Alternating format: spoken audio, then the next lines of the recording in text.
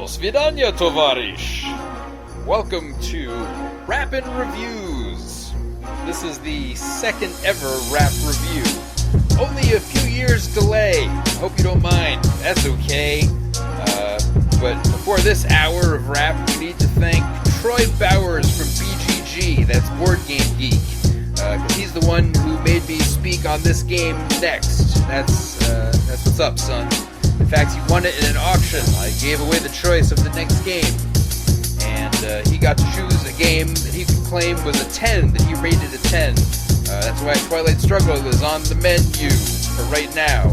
And also, I should thank a person of the highest rank, 123 is the place to be on YouTube, made this beat. So thanks to you, dude. Now let's talk about the game Twilight Struggle. If you haven't heard of it, you're probably a muggle, because it's the #1 game on BGG. And it's been there for years, like at least 3. By GMT Games, designed by Jason Matthews and Ananda Gupta. So I'm going to give you the scoop to tell you what's in the game. Here's the components, okay? Let's look. Turn the book, there's a very large amount of tiny cardboard counters, which I find frankly very annoying. I know many wargamers are probably employing these counters all the time, but they have to clip them, and for them, I'm sure it's fine to ship them, but for me, who's not into that stuff, I see these counters, I'm like, enough. I don't want to deal with all of them, there's too many. I don't like to sort them beforehand, I can't deal with any of that, so we have to search for the right number, which is lame, and then even during the game, you have to sort of look to see what number is showing, and it's hard to be throwing them all over the map. I don't really like to put up with that crap, so sometimes I find that can be a bit too hard. But I have to say, thumbs up for the event cards. They're totally beautiful, can't be missed, and they've also got pictures from history. That is, historical pictures. And if you look at them, you'll be like, really quick, you're going to like it without a doubt. And the cards themselves are really well laid out. The information is clear, it's presented really nice. There's also 2 wooden dice. And now we have to get to the map. And which edition you have really makes a difference for that.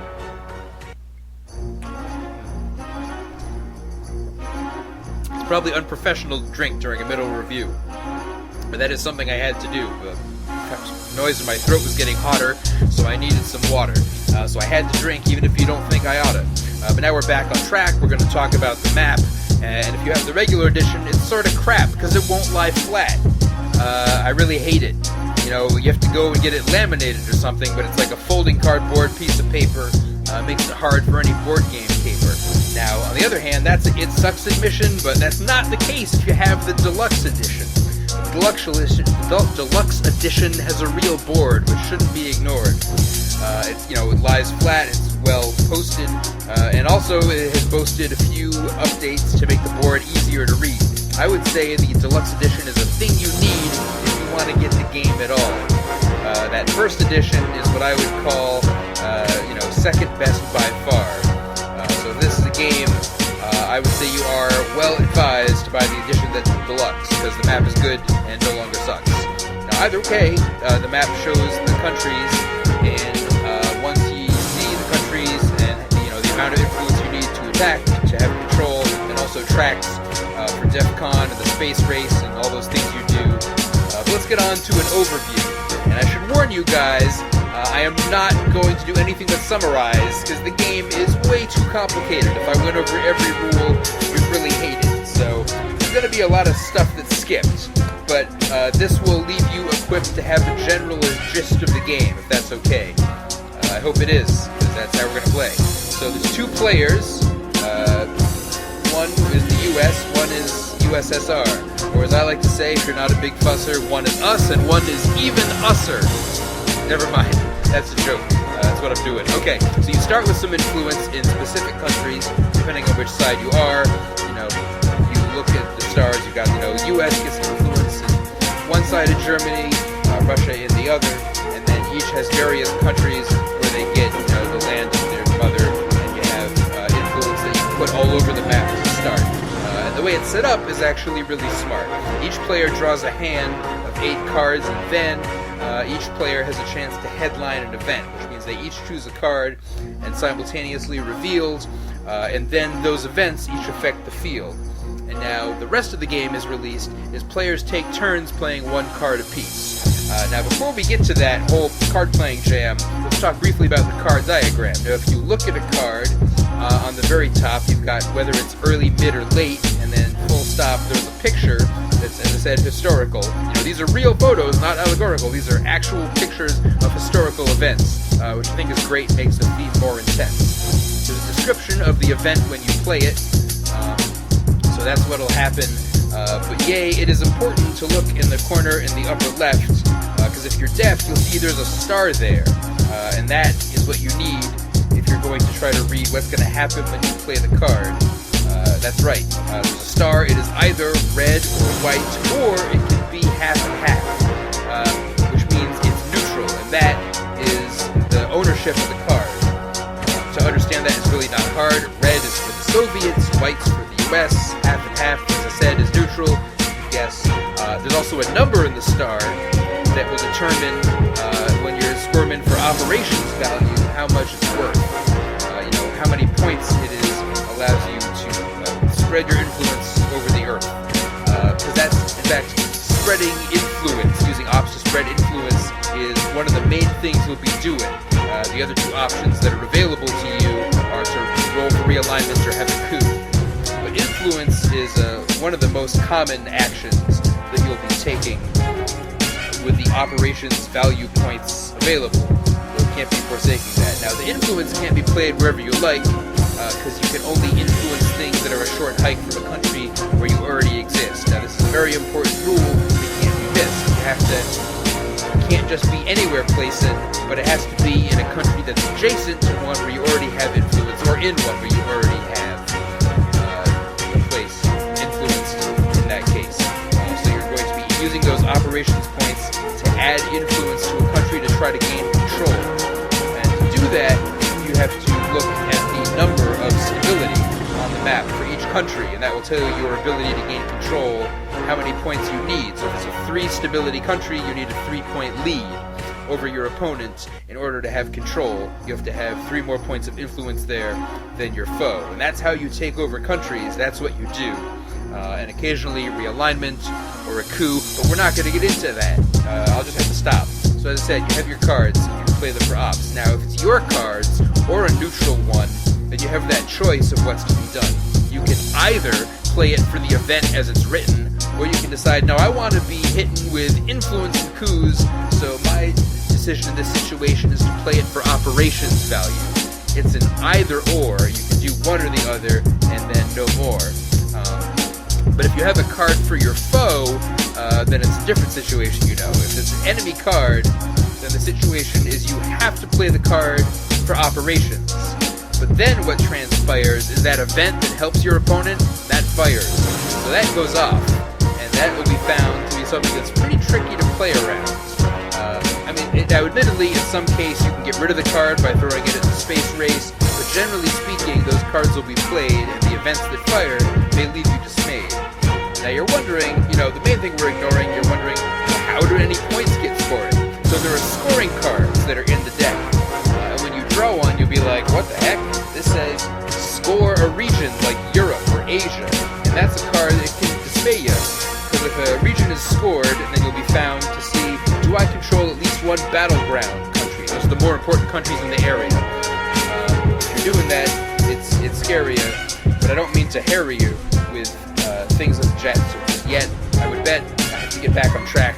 My mind, I often find, is not designed to stay online. But in battleground country, if you have at least one, that's pleasant. That means you get points for presence. That's the minimum VP you can get in a scoring round. So have control one battleground country.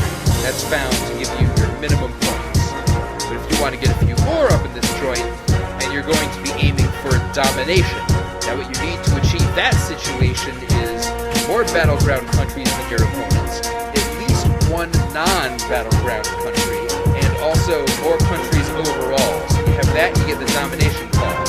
If you have every battleground country, then you've completely dominated on the whole. If you have every single battleground country, then you've claimed control. And that's worth the most, and you can assure it. It's worth a ton of VP, or even victory instantly if you do it in Europe.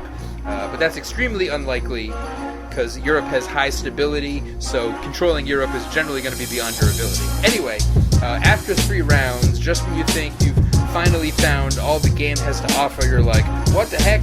Then you add some more cards to the deck, because there's those early game cards happen first, and then after you go through the deck, you get a burst of mid-game cards that are shuffled in, and then late in war, there's more cards shuffled in again. Now, the victory point track is not separate for each player, it's one that just goes back and forth, because it's a shame, but the Cold War, as you know, is a zero-sum game. Now, if someone gets a 20-point lead, they instantly win, and that's all you need. But if that doesn't happen, then around round 8, that's the fate will be decided. Round 8 is the end of the game if no one's won before then. That's the game. That's really all you need to know for the overview. Let's talk about why it's so cool. The first thing that I really need to mention, Twilight Struggle has incredible tension. I mean, everything supports it. That's why I really would exhort people to look at this game. I mean, it's not very hard. Every single thing, like the pictures on the cards, these are images taken right out of history.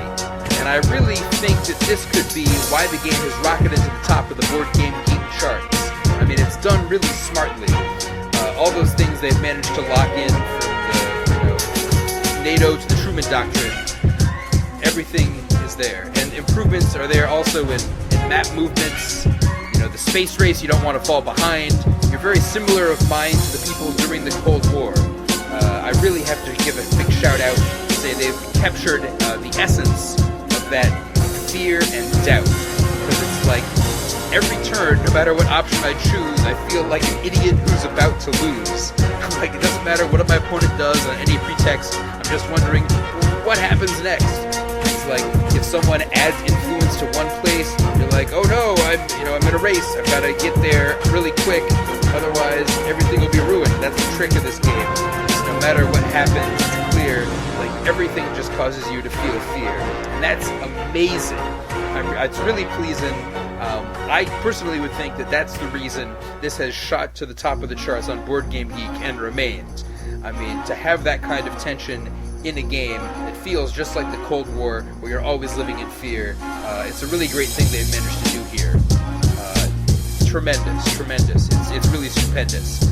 And also, I think I mentioned, it would seem, they back up this tension with the theme, which is not only that feeling of it being incredibly tense, but those pictures of historical events, and so many of them, and very thematic. I really have to be emphatic. It's incredibly done, really top-notch. This is a game that obviously people should watch, but they obviously have, because it's number 1. The game is great and a ton of fun. Now, is there a downside? Of course there is. The game's a little swingy. That's the biz where it's like, there's not really much you can do if every time you try to roll for a coup, you get a 1, and your opponent gets a 6. Even the best card-playing tricks are probably not going to let you overcome really bad rolling if your bowling is dumb. And that may be even more the case if your opponent succeeds and you fail every time in the space race, or you can't really keep command if you just draw crappy cards in your hand. Like, if of neutral cards your opponent draws way more, and you draw those cards you have to use to score, that means your ops, you won't have many to play, you're probably just going to lose that way. Now, there's also a crushing agony that some people will think is bad for me, because you have to play your cards that will help your opponent. And every time you do this is a component of the game, you're like, I can't believe I have to do this, it's so painful. And some people will be disdainful of that. But here's the really neat trick. Actually, that's what makes this game tick. Like, that's an upside. It's fun. So, I mean, I don't think this game is for everyone. Some people won't like that it has so much tension. And that's a thing that does bear mention. But for people who do appreciate stuff where it's like, this decision is so tough, Twilight Struggle is second to none. It's tons of fun. That's why it's number 1. So that's really all I have to say. I think it's a great game. It's one I'm usually happy to play. It takes a little while, but it's top-notch. The game that you should watch. So it's a game that's tons of fun.